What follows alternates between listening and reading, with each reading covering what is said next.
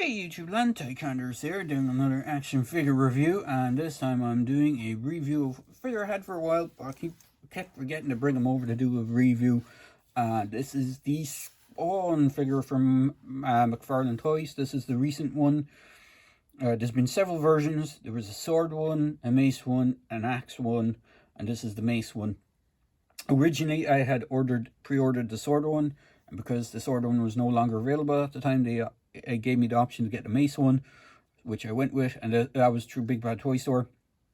Now, before I proceed with the video, again, have to go with the whole, these video reviews are intended for collectors over the age of 13 to abide by COPA rules and FTC rules, and it even says so on the box that these figures are actually for 14 plus and not a toy. So now, I did leave his base in the box. The base I'm using on him is the one that came with Scorpion from Mortal Kombat, and it's the exact same base. So there's no difference in the bases. They all have the one single peg hole, name Mortal Kombat on it. Now, if I flip around to the back of the box, you have him holding his mace triumphantly in the air, and it says 22 points of articulation or moving parts on him. Then you got the McFarlane website logo, the Warner Brothers Games logo, Mortal Realm, which is, or no, sorry, not Mortal Realm, NetherRealm, which is the Mortal Kombat licensors and all that kind of stuff. Pretty much, it's a standard box for the Mortal Kombat figures, and I don't have any of the other ones next to me to showcase. But the only difference is this one has a green background to it, whereas the other ones that I have, I think Scorpions had yellow and Sub-Zeros had a blue, unless they all had just the yellow background. I could be wrong, but Spawn here has his green. So just to have a look at that base, it's a bit dusty. Just has Mortal Kombat. Would have been nice if they sculpted the actual logo onto it and had the Mortal Kombat name on it, but unfortunately they didn't.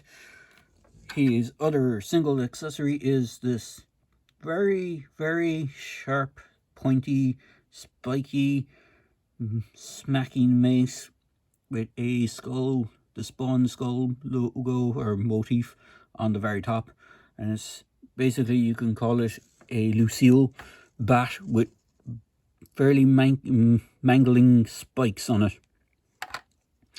And onto the figure himself, he is quite articulated.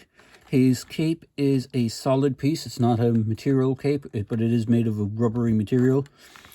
It's not like soft goods.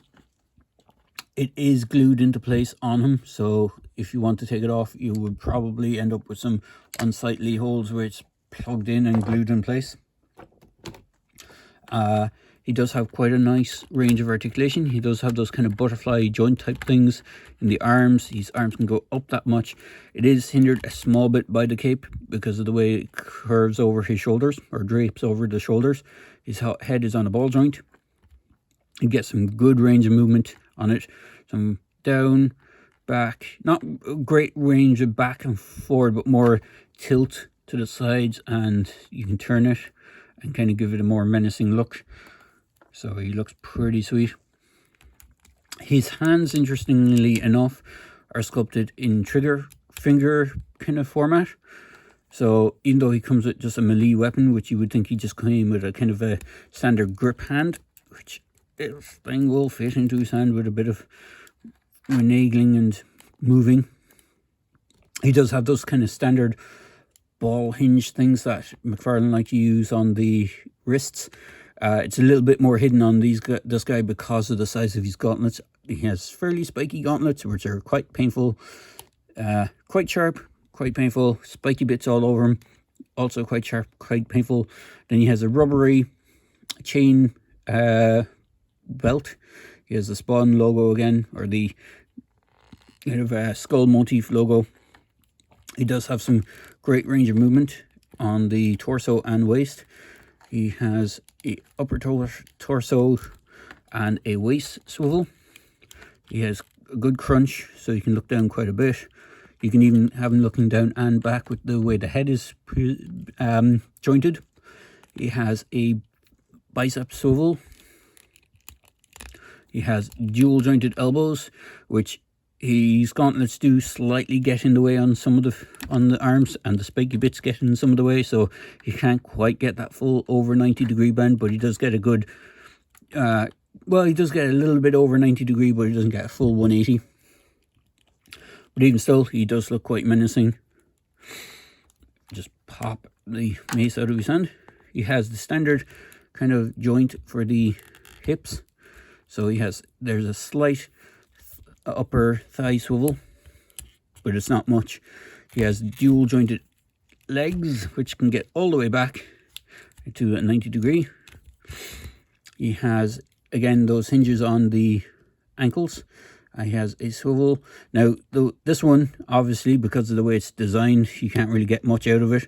There's only like one gap that the foot will fit through, and he does have toe articulation. For whatever reason, you might want to have him. He does stand reasonably well without the base. Just pop him back that way. Of course, he doesn't want to stand now that I have him pop back. But he was standing there reasonably enough. There, he stands reasonably enough without the base. And if you have them, and you want to give him some weapons, some of the weapons that came with the Fortnite figures will fit him reasonably enough.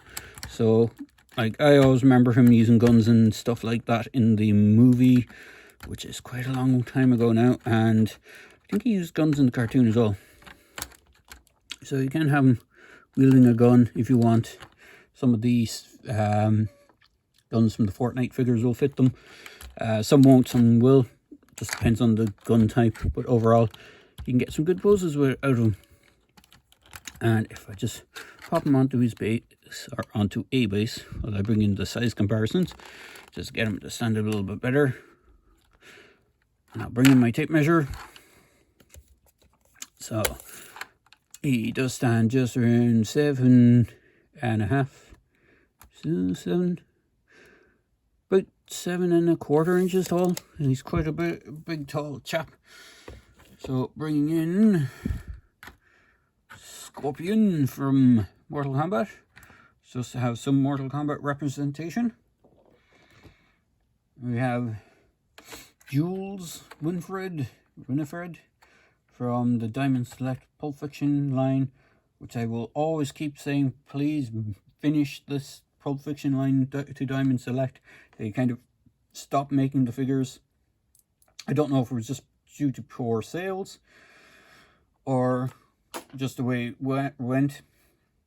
Oh, I would love to see them finish at least the iconic duo of Vincent Vega and Jules.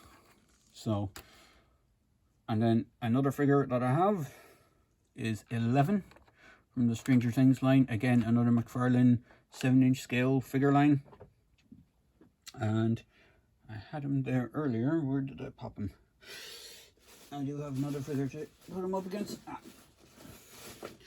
Because I have him to hand as well.